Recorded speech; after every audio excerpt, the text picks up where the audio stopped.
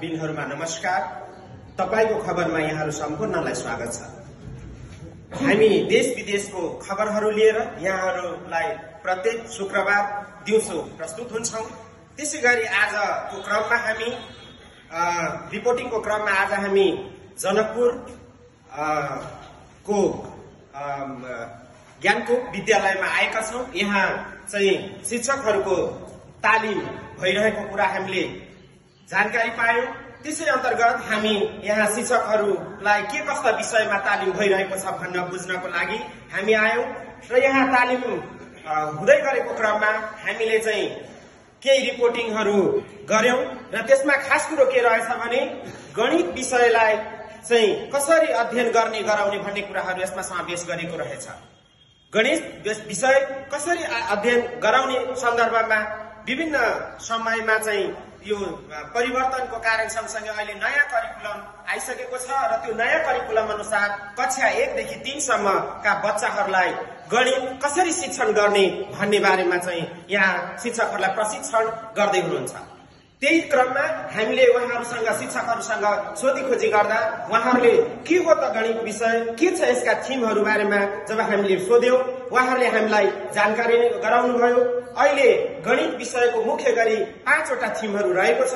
त्यो थिममा ज्यामिति पहिलो नम्बरमा, त्यसैगरी संख्याको ज्ञान दोस्रो र गणितका आधारभूत क्रियाकलापहरु हजुरहरु सबैलाई थाहा हुनुपर्ने कुरा हो। गणितको क्रियाकलापमा चाहिँ जोड घटाउ गुणा भागा बालबालिकालाई सिकाउनको लागि त्यो पनि तेस्रो नम्बरमा चाहिँ रहेको कुरा उहाँहरूले बताउनु भयो।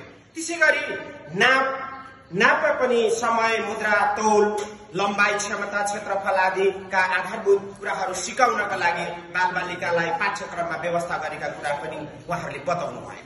त्यसैगरी साधारण ग्राफिकका कुराहरु पनि त्यो विषयवस्तुमा उल्लेख गरिएको कुरा पनि उहाँहरूले बताउनु भयो।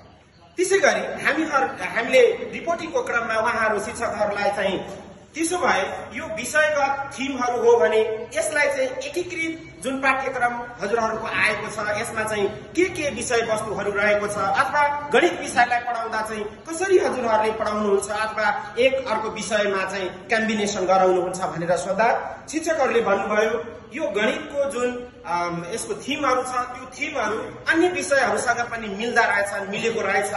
त्यसैगरी उहाँहरूले भनेअनुसार म र मेरो परिवार भन्ने पाठ पढाउँदा पनि गणितमा सिकाइने कुराहरु पनि सिकाउन सकिने रहेछ। त्यसैगरी मेरो दैनिक जीवन भन्ने पाठ पढाउँदा पनि यी कुराहरु समेटिएको हुन्छ। त्यसैगरी हाम्रो समुदाय, मेरो विद्यालय, मेरो सृजना, साथै संचार प्रविधि र बजार, संख्याको ज्ञान, गणितका आधारभूत क्रियाकलाप, नाप, क्षेत्र आदि विषयहरु पढाएर गणित जुन विषयलाई आजको समयमा अप्ठ्यारो विषयको रूपमा लिएको जुन एउटा पुरानो सोच छ त्यो सोचलाई परिवर्तन गर्दै अहिले एकीकृत रूपमा सम्पूर्ण विषय पढाउँदा जुनसुकै विषय पढाउँदा पनि गणितका कुराहरुलाई हालेर पढाउन सकिन्छ भन्ने कुरामा उहाँ शिक्षकहरुलाई प्रशिक्षण गर्दै गरिरहनु भएको रहेछ र यही रिपोर्टिङको क्रममा हामीले पनि यी कुराहरु हजुरमा शेयर गर्न पायौं। यति भन्दै आजको यो रिपोर्टिङ यही अन्त हुन्छ। भोलि पनि अन्य दिनमा पनि यस्तै खालका रिपोर्टिङ लिएर हजुरहरुको माझ उपस्थित हुनेछौं। हस्त, नमस्ते, धन्यवाद।